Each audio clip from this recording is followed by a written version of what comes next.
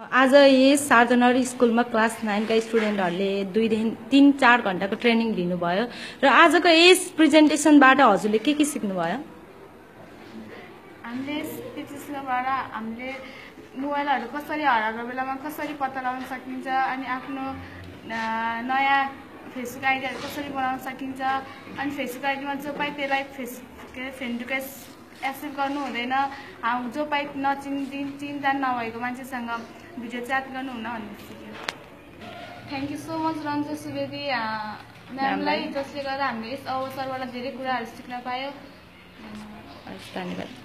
आजको यस प्रेजेन्टेसनबाट हजुरले के सिक्नुभयो?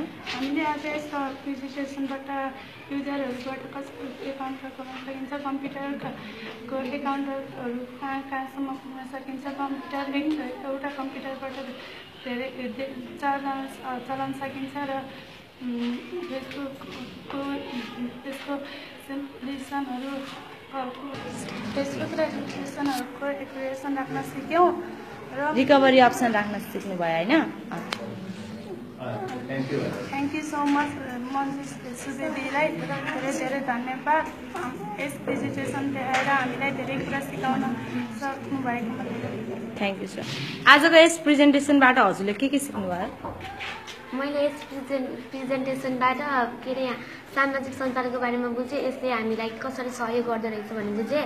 त्यसपछि अब हामीले फेसबुक चलाउँदाखेरि अब हामीले नचिनेको मान्छेसँगहरू फ्रेन्ड रिक्वेस्ट पठाउनु नहुँदो रहेछ।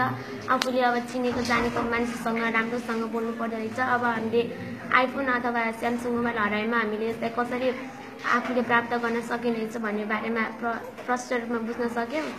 त्यसपछि हामीले अब फेसबुकमा पनि अब एकदम क्लियरली राम्रोसँग बुझेर मात्र अरूसँग बोल्नु पर्यो।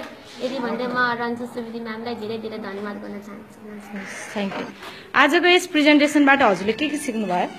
आजको यस प्रेजेन्टेसनबाट मैले धेरै कुरा सिक्ने अवसर पाएँ। आजको यस प्रेजेन्टेसनबाट हामीले नचिनेको व्यक्तिसँग फेसबुकमा फ्रेन्ड रिक्वेस्ट पठाउँदा एक्सेप्ट गर्नु हुँदैन। आज हामीले Samsung Apple Samsung and iPhone Samsung आइफोनहरूमा कसरी त्यस आइफोन तथा स्यामसङ मोबाइल कसरी प्राप्त गर्न सकिन्छ, आफूले लुकाएर आफूले आवश्यक वस्तुहरू अरूलाई नदेखाइकन लुकाएर कसरी राख्न सकिन्छ भन्ने कुराहरू सिक्न सक्यौँ भन्दै आजको यस सुवर्ण अवसर प्राप्त गर्न दिनुभएकोमा रन्जु सुवेदीलाई धन्यवाद टक्राउन चाहन्छु। हस्, धन्यवाद भाइ। आजको यस प्रेजेन्टेसनबाट हजुरले के सिक्नुभयो? आजको यस प्रेजेन्टेसनबाट मैले धेरै कुराहरू सिक्न पाएँ, जसमा हामीले फेसबुक चलाउँदा नचिनेको मान्छेहरूलाई रिक्वेस्ट पठाउनु हुँदैन र रिक्वेस्ट आयो भने नचिनेको मान्छेको रिक्वेस्ट एक्सेप्ट गर्नु हुँदैन र रिक्वेस्ट एक्सेप्ट गर्नु हुँदैन र हामीले हाम्रो मोबाइलहरू हराएमा कसरी भेटाउने, कसरी आफ्नो गुगल एकाउन्ट एप्पल आइडी आइफोनको एप्पल आइडी बनाउने भन्ने कुराहरू सिक्यौँ। यसरी विभिन्न प्रकारका कुराहरू सिक्न पाएको अवसरमा म